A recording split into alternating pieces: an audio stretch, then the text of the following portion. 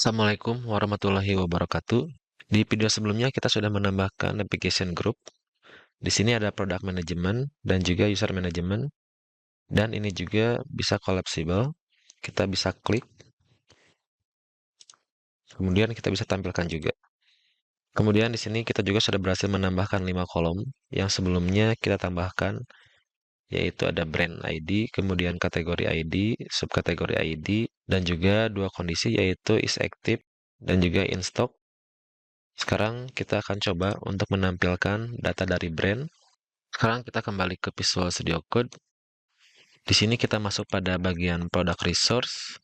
Kemudian kita scroll ke bagian bawah. Di sini kita akan edit pada bagian section kedua. Yang pertama kita edit untuk bagian brand. Di sini kita akan ganti menjadi select. Kemudian untuk numerik itu kita akan ganti menjadi relationship. Kemudian untuk nama tabelnya itu adalah brand. Kemudian kolom yang akan kita ambil itu adalah kolom nama atau name. Kemudian selanjutnya kita setting langsung untuk bagian kategori ID. Di sini kita langsung copy saja pada bagian relationship, kita pindahkan di sini. Kemudian di sini kita ganti jadi selanjutnya kita tambahkan pada bagian subkategori. Selanjutnya di sini kita ganti untuk text input pada bagian kategori ID dan juga subkategori ID.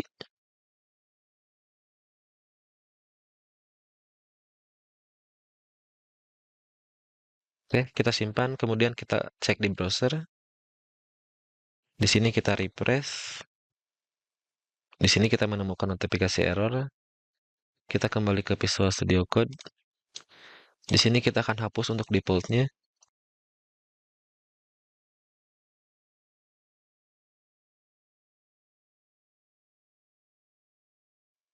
Oke, sekarang kita coba kembali. Di sini kita refresh. Kayak di sini kita masih menemukan error. Sekarang kita coba untuk masing-masing kolom terlebih dahulu. Misalnya kita disable untuk bagian kategori dan juga subkategori. Oke, sekarang kita coba kembali.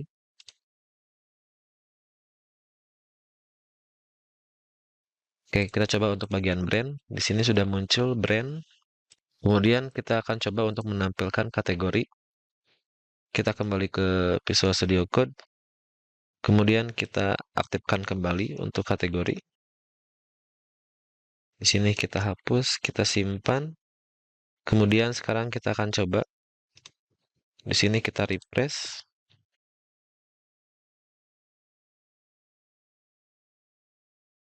Sekarang untuk brand dan juga kategori sudah berhasil, berarti yang bermasalah itu adalah subkategori. Sekarang kita kembali ke Visual Studio Code. Kemudian di sini kita akan cek model pada bagian produk. Kita cek pada bagian product models.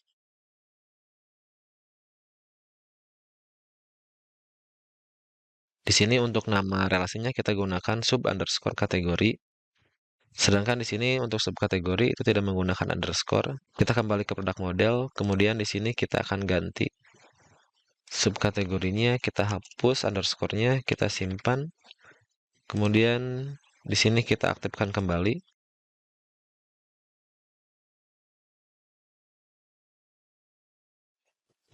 Oke, sekarang kita simpan. Pastikan pemisah kolomnya sesuai ya. Sekarang kita coba kembali. Di sini kita refresh.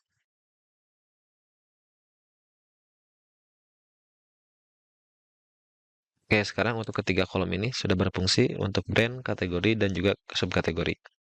Kemudian selanjutnya kita akan atur pada bagian brand, kategori, dan juga subkategori, di mana data yang akan muncul itu hanya data yang statusnya aktif saja. Kita coba cek terlebih dahulu pada bagian brand. Di sini saya memiliki 4 brand. Yang pertama Aqua dan Indomie itu statusnya aktif. Kemudian untuk Walls dan juga mie sedap itu statusnya tidak aktif. Tetapi pada bagian produk itu masih muncul seluruhnya. Sekarang kita akan atur supaya muncul itu hanya yang statusnya aktif saja. Kita kembali ke Visual Studio Code. Kemudian kita masuk ke bagian product resource. Di sini kita tambahkan pada bagian brand ID, kita tambahkan function, kemudian query,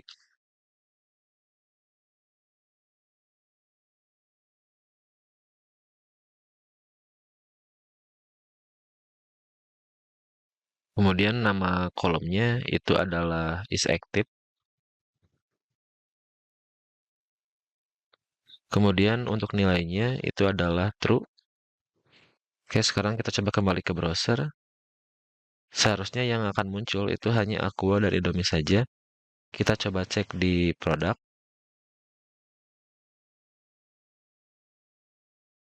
Oke, di sini sudah muncul untuk Aqua dan Indomie. Karena untuk kedua brand ini statusnya adalah aktif. Selanjutnya kita akan coba pada bagian kategori. Kita kembali ke kategori. Di sini ada satu kategori yang statusnya tidak aktif. Seharusnya nanti yang akan muncul itu adalah food dan juga drink. Kita kembali ke product resource. Di sini kita tambahkan seperti halnya pada bagian brand. Kita bisa copy. Kemudian kita simpan di sini.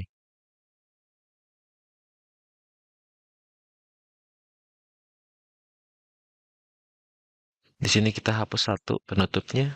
Sekarang sudah tidak ada notifikasi error. Oke, kemudian kita coba kembali di browser. Kita coba kembali pada bagian produk.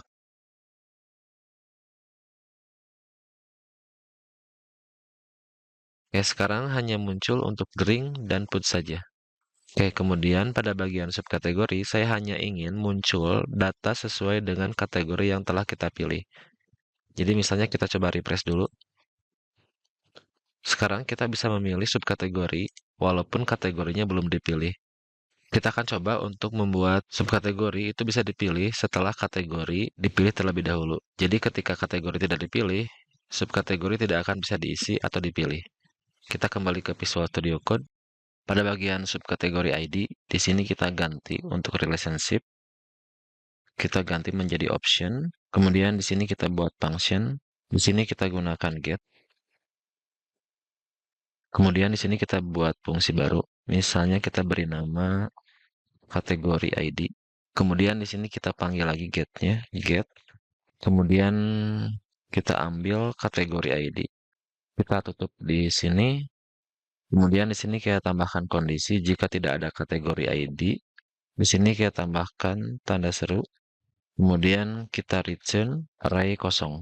Oh, di sini jika kita tidak memiliki data kategori, maka akan ditampilkan kosong. Kemudian di sini kita tambahkan lagi return. Kemudian di sini kita panggil model subkategori, yaitu subkategori. Kemudian tambahkan kondisi where kategori ID.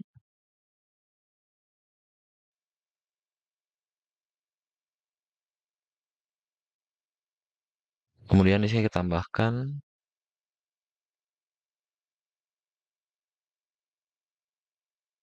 Kemudian kita tutup di sini. Di sini ada notifikasi error. Kita cek terlebih dahulu. Di sini kita perlu mengimport untuk fungsi get. Di sini kita klik kanan pada bagian get. Kemudian kita import class. Kemudian selanjutnya kita tambahkan reactive pada bagian kategori.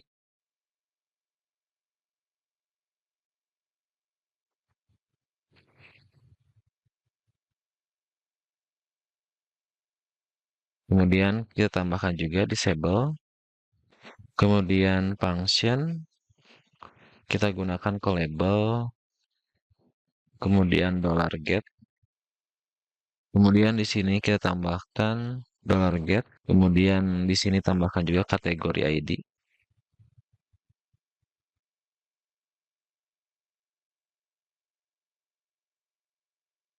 Kita simpan, kemudian kita cek kembali di browser. Di sini kita refresh. Sekarang untuk subkategori itu akan disable karena kita belum memilih kategori. Kita coba pilih kategori. Di sini kita pilih food. Sekarang untuk subkategori itu akan enable. Oke, selanjutnya kita akan ganti label pada subkategori. Kita kembali ke Visual Studio Code. Kemudian pada bagian subkategori kita tambahkan label, kita simpan, kemudian kita cek kembali. Selanjutnya di sini kita akan pindahkan saja untuk image ke sisi kanan. Kita kembali ke Visual Studio Code. Kemudian di sini kita ambil pada bagian image, kita cut. Kemudian kita simpan pada bagian section association. Kita simpan di bawah subkategori ID. Oke, sekarang kita coba kembali. Oke, selanjutnya kita akan menambahkan beberapa kolom lagi. Yang pertama adalah Stock Keeping Unit atau SKU. Kemudian yang kedua kita akan menambahkan kolom barcode. Dan yang ketiga kita akan menambahkan kolom deskripsi. Sekarang kita kembali ke Visual Studio Code. Kemudian kita masuk ke terminal. Kemudian di sini kita akan membuat file migrasi. PHP Artisan Make Migration. Kemudian add column to product tables. Sekarang kita akan coba buka filenya. Di sini kita akan menambahkan beberapa kolom pada tabel produk. Yang pertama kita buat tabel, kemudian tipe datanya string. Yang pertama kita akan buat untuk kolom SKU. Kemudian di sini kita buat nullable. Ini dibuat nullable supaya kolom ini diperbolehkan tidak diisi, karena untuk tabel produk itu sudah memiliki data sebelumnya. Kemudian di sini kita tambahkan unique. Jadi untuk stock keeping unit atau SKU itu hanya boleh dimiliki oleh satu produk. Kemudian yang selanjutnya kita buat kolom kedua. Untuk nama kolomnya kita bisa beri nama UPC atau Universal Product Code. Atau kita juga bisa beri nama barcode supaya lebih umum. Kemudian di sini kita tambahkan label dan juga unique. Jadi perlakuannya akan sama untuk SKU dan juga barcode. Itu hanya boleh dimiliki oleh satu produk saja. Kemudian kita tambahkan kolom ketiga. Di sini kita akan menggunakan tipe data text. Kemudian untuk nama kolomnya kita beri nama description. Di sini kita tambahkan juga nullable. Kemudian kita juga bisa menambahkan kolom modal atau base price. Misalnya kita akan gunakan tipe data desimal. Nama kolomnya kita beri nama base price. Kemudian di sini kita tambahkan juga nullable. Kita tutup di sini, kemudian kita simpan. Selanjutnya kita akan migrasikan. Kita ketikkan PHP Artisan Migrate. Kemudian selanjutnya kita akan tambahkan beberapa kolom yang tadi kita buat pada bagian model. Kita masuk ke model produk. Di sini kita tambahkan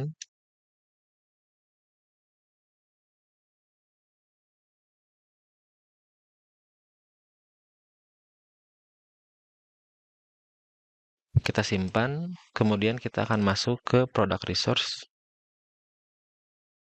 Di sini kita akan masukkan pada bagian section pertama. Kita akan simpan sebelum price atau sebelum harga. Di sini kita akan simpan modal.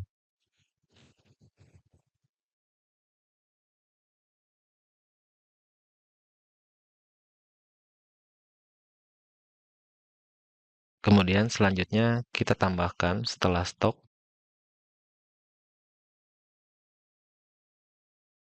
Di sini kita akan simpan untuk SKU. Kemudian di sini kita duplikat. Di sini kita akan simpan untuk barcode. Kemudian yang terakhir kita simpan di bawah. Di sini kita akan simpan untuk deskripsi.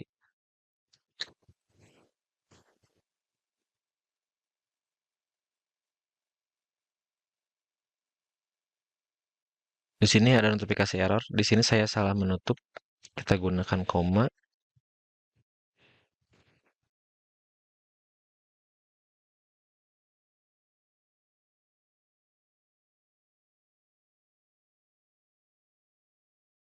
Sekarang kita simpan, kemudian kita cek di browser. Di sini kita refresh. Di sini kita sudah bisa menampilkan base price, kemudian SKU, barcode, dan juga description. Sekarang kita akan coba rapikan tampilannya. Di sini kita bisa buat untuk section product detail, kita akan buat menjadi 3 kolom. Kita kembali ke Visual Studio Code. Kemudian pada bagian product resource, kita tinggal klik pada section. Kemudian kita ikuti pada bagian penutup. Di sini kolomnya kita akan ganti menjadi 3. Kemudian kita simpan, kita coba kembali di browser. Di sini kita coba reload. Oke, sekarang sudah menjadi 3 kolom. Kemudian di sini kita perbaiki pada bagian status is active dan juga in stock. Kita akan buat menjadi satu grup saja. Kita kembali ke Visual Studio Code, kemudian di sini pada bagian is active, di sini kita bisa tambahkan grup.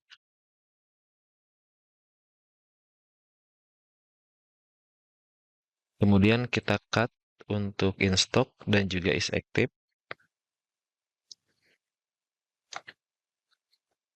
Kemudian kita pindahkan ke dalam grup.